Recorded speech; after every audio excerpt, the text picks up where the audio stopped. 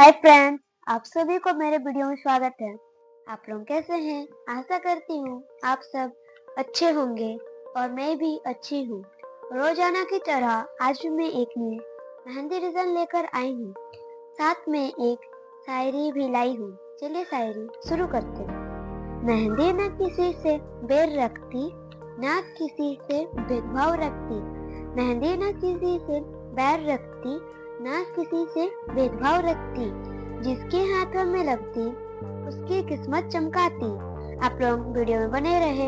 Video अच्छा लगे तो लाइक कमेंट शेयर कीजिएगा और अगर आप लोग मेरे चैनल में न्यू है तो चैनल को सब्सक्राइब जरूर कीजिएगा। Thank you.